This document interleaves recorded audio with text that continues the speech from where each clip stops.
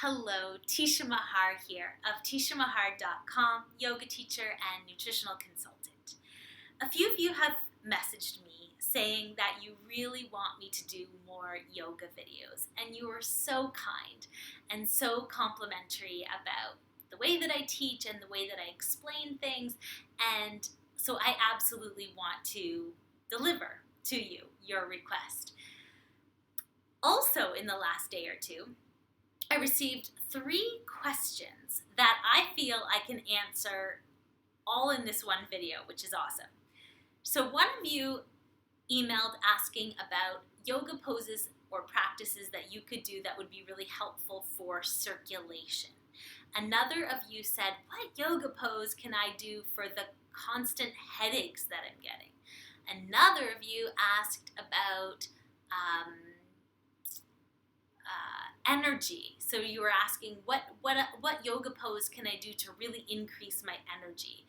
So all in one, the inversion will do all of these things.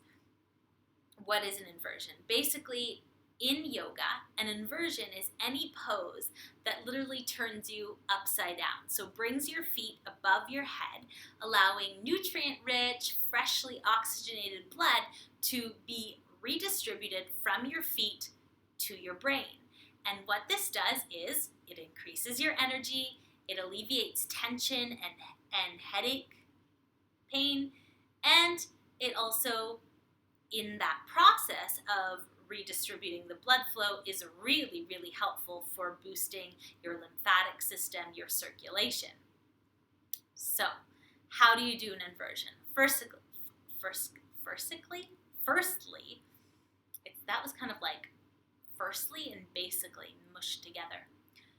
Firstly, kind of like firstly. Firstly, you need to assess what your practice level is. So before you just go, jump on top of your head, please don't do that. You need to assess where you're at. So in order to do the most famous of all yoga inversions, which is the headstand, in order to do a headstand, a few things have to be in place. You have to have the core strength, you have to have the shoulder and arm strength and back strength, and you certainly want to make sure that you don't have any neck injuries, any serious pain of any kind in your neck. Okay, so that's the most important thing. If you are super beginner, if you have any issues with your neck, if you know that you don't have the strength to put your hands and arms on the floor and invert your body, then what you're going to want to start with is what is called legs up the wall pose. Super simple. Everyone can do it. It's a wonderful, wonderful pose. This is also the pose I would recommend for the gal who is asking about headaches. Because obviously if you have a really bad headache, you don't want to do anything super vigorous or active. And a headstand, despite how calming and relaxing it is, it still requires that, you're pretty engaged. So to do an inversion, this is what you want to do. Sorry about my shady filming here from the hotel room, but this is how I roll these days.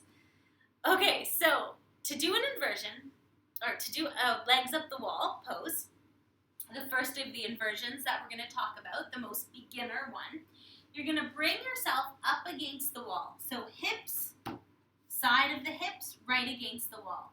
Then you're going to bring your hands to the floor, and you're going to send your legs up. From here, just lower your elbows down. You can scoot up a little closer if you need to. And then you can just simply relax down on the floor. So when I'm in this pose, I like to do a number of things. The number one thing I love to do is just to keep my hands on my belly. And just take some deep breaths into the lowest part of my stomach. This is especially soothing way to breathe for your parasympathetic nervous system, so you can just take some deep, low belly breaths here. You can also take a yoga bolster, and before you lie back, you could just have the bolster in place so that when you lie back, the bolster is just below the shoulders, and that way when you recline on it, you're getting a really nice heart opener, which feels wonderful and is great for alleviating any tension that you might be holding in the chest. And I love, love, love to do this pose at the end of the day because, again, it is super relaxing, super calming, doesn't require any effort, and I find it really sets me up for a great sleep. I've been doing this every night forever. Anybody who's ever had a sleepover with me has seen me do this. So, that is legs up the wall, and that's our first inversion for the absolute beginners. Okay, the next is shoulder stand. Now, similarly to headstand, shoulder stand does require that you have a certain degree of strength in your upper body and in your core. It also requires that you have a certain amount of flexibility in your hamstring. So I'm going to show you how to do this one, and if you really don't feel like you can handle this yet, stick with legs up the wall and maybe just begin to practice this one. Again, contraindications. If you have neck issues, probably not a good idea for you to do this right now. Okay, so you're going to lie back. Now, the main thing to do with your neck is to keep your neck long. So don't tuck the chin to the chest. Keep the space between the chin and the chest so that your, whole spine, including your cervical spine, is nice and long. Then you're going to extend your legs up. Don't worry if you can't straighten them completely. A little bend in the knee is fine. From here, you're going to send your hips over your torso. So you lift your hips up and you're going to bring your hands to your lower back. All right? So you could even just stay right here. You're not going to turn your head around like I am. You're going to keep your head forward.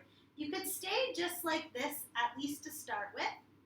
If you feel comfortable, what I'm going to suggest is that you start to walk your hands a little higher up your back, and if you can, also move the elbows perhaps a little closer together.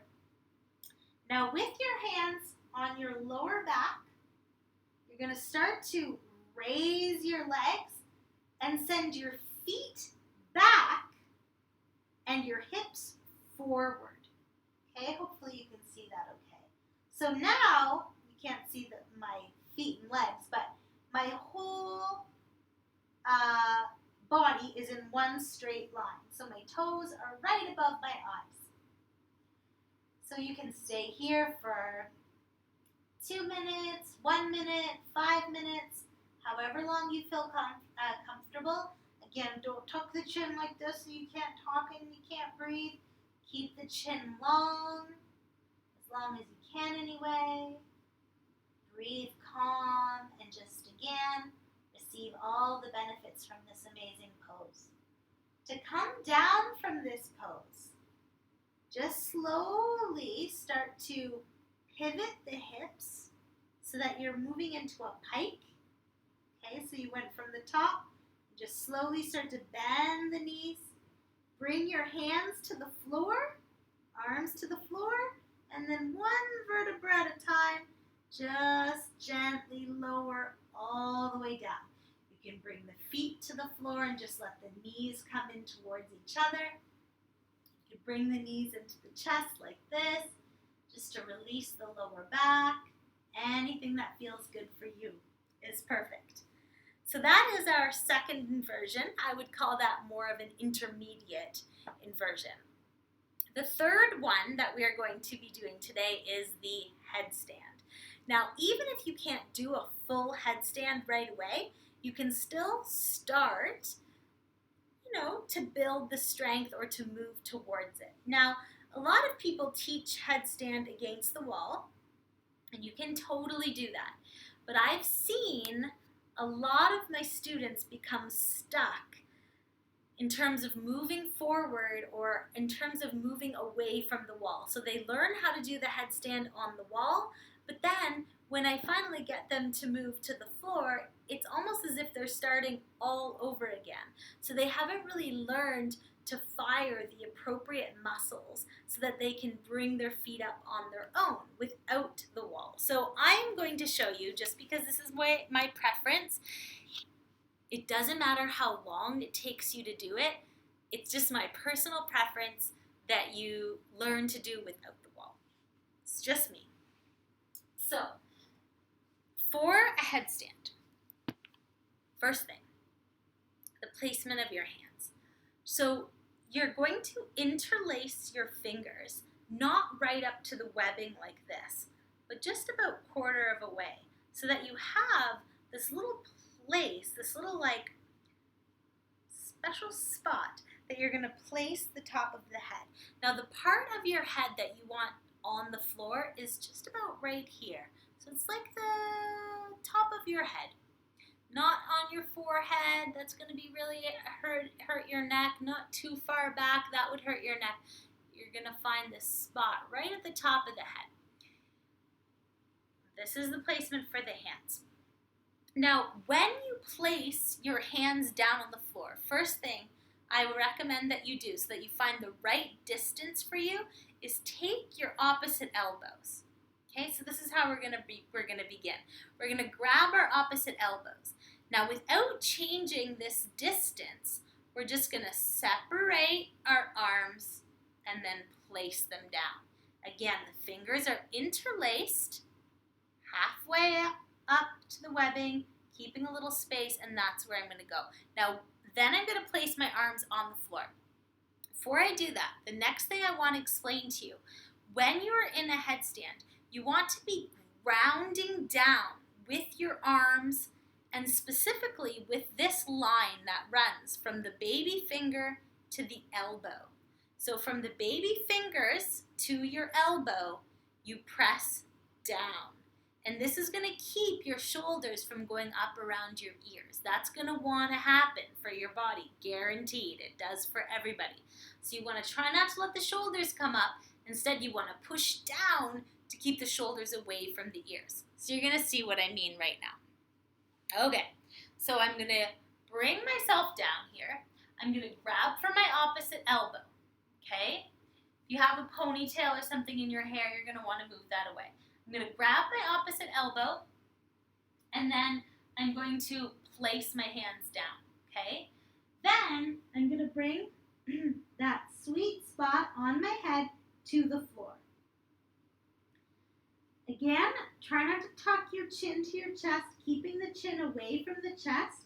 And now, do you see my shoulders? I hope you can see. Oh, yeah. Okay. You see my shoulders?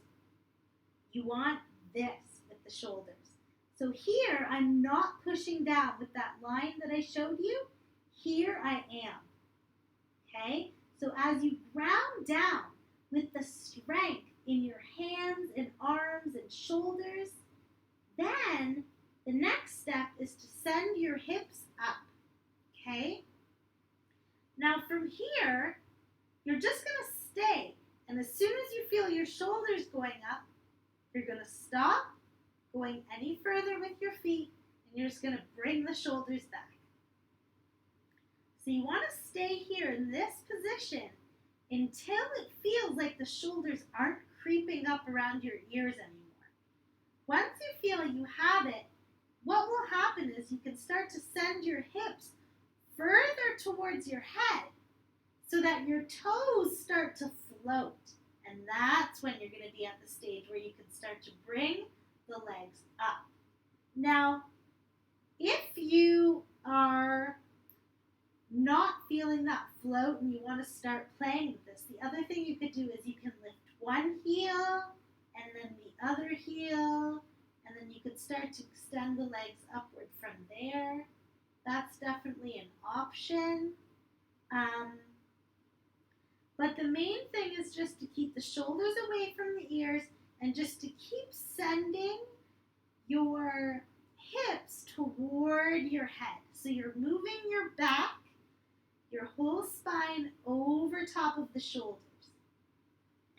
eventually here you'll start to feel the toes float. Now, the one thing I want to say about this is that it does require often a fair amount of hamstring flexibility. So in order that the legs can move into that pike quite effortlessly, you often really need to open the hamstrings as well. So don't worry about what it looks like. Don't worry if it looks super graceful or what have you. If you get the shoulders away from the ears and you just keep thinking of shifting the hips forward, I know it doesn't seem like it in this moment. You're really like, I'm never going to be able to do that. Even if it doesn't feel like it, if you keep practicing these things in this order, your feet will get to that point where you're like, oh, I feel it now. You can feel basically the possibility of it. That's how it works with yoga. You'll try something or you'll see something, you'll be like, oh, no, I'll never be able to do that. I did this myself so many times. But if you just keep practicing, your body will learn. The muscles will learn. The muscles will start to fire over time. They will start to figure out what it is that you're trying to tell them to do. So don't worry about, just go one step at a time. One step at a time. Don't overwhelm yourself. So the first step is just building the strength. Once you have that, you're going to start to see what I mean about the toes.